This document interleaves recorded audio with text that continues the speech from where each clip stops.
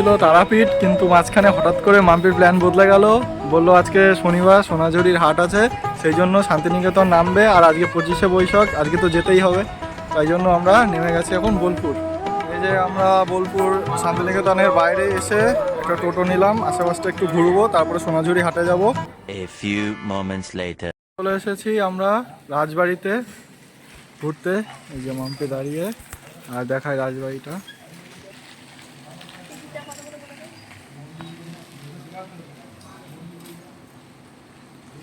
এখন আমরা টিকিট কেটে রাজবাড়ির ভিতরে ঢুকছি। এই টিকিট মূল্য মাত্র 10 টাকা।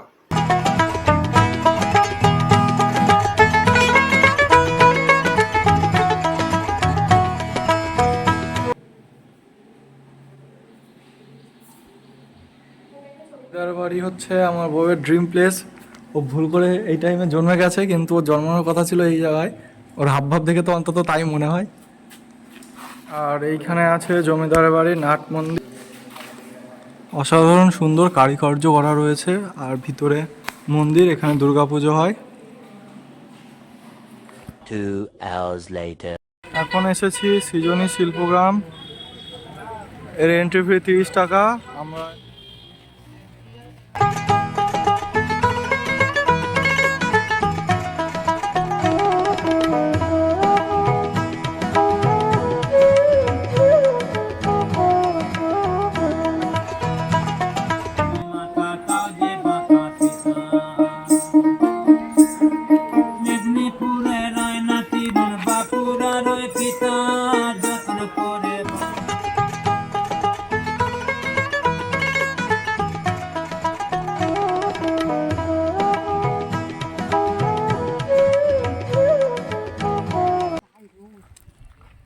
এখানে যে প্রত্যেকটা ঘর দেখা যাচ্ছে, এগুলো এক একটা স্টেটের সব মিনিয়েচার্স আছে। বিভিন্ন আর্ট কালচার এবং সেখানের ড্রেসপত্র এবং প্রভৃতি যে সাংস্কৃতিক জিনিসপত্র আছে তার সকলের মডেল বানানো আছে। প্রত্যেকটা স্টেটের আলাদা আলাদা রুম রয়েছে এবং ভিতরে খুব সুন্দর সুন্দর জিনিস রয়েছে।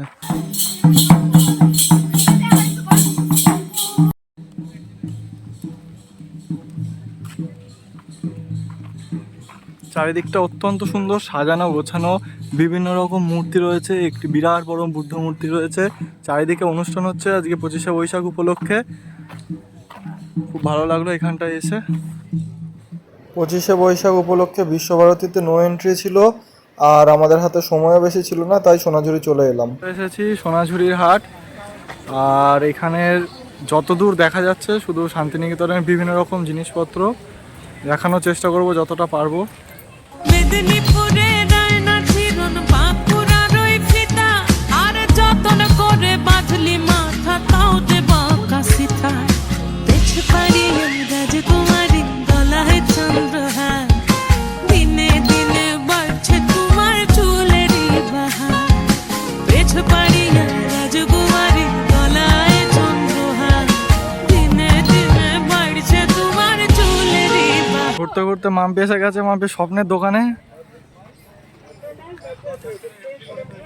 যতটা দেখা যাচ্ছে শুধু হার কানের বিভিন্ন রকমের অলংকার। মাম্পি এখানে আসার জন্য অনেকক্ষণ ধরে ছটফট করছিল। মাম্পি সব নিয়ে নেবো নাকি?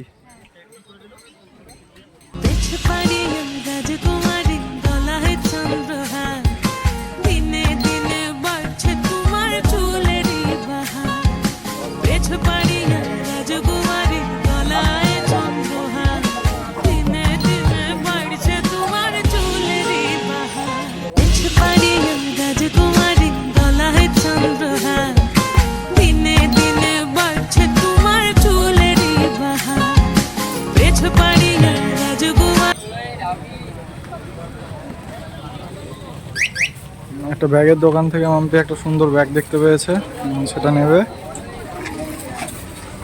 এই ব্যাগগুলো 100 টাকা করে। নানান রকমের বেডশিট পাওয়া যাচ্ছে এখানে। বাড়িতে বসে কাজ না থাকলে মানুষের কি করতে হয়, এটা যে মাম্পি এখন গান প্র্যাকটিস করবে একতারা বাজিয়ে, বাউল গান, সেই জন্য একটা একতারা কিনেছে। এই যে নানান রকমের গয়নার বাক্স রয়েছে, খুব সুন্দর দেখতে।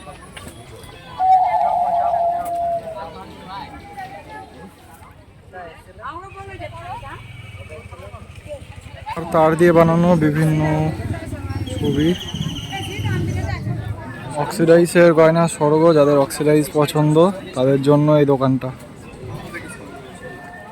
এই কাকার কাছে নানান ধরনের বাদ্যযন্ত্র পাওয়া যাচ্ছিল, একতারাগুলো একটার থেকে আরেকটা অনেক বড়, আর যতদূর দেখা যাচ্ছে শুধু দোকান আর দোকান, কতটা এলাকা বলা বোঝানো যাবে না।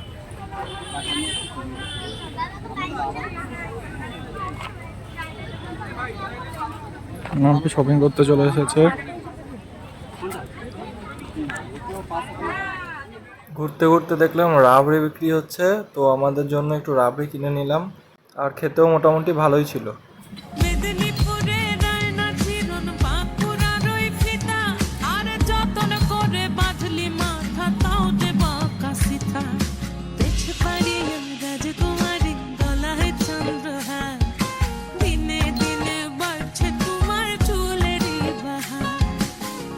সকালে নৈহাটি থেকে আমরা 8টার মা তারা এক্সপ্রেস ধরেছিলাম, আর তারপরে আমরা 10টার দিকে বোলপুর শান্তিনিকেতন নেমেছিলাম।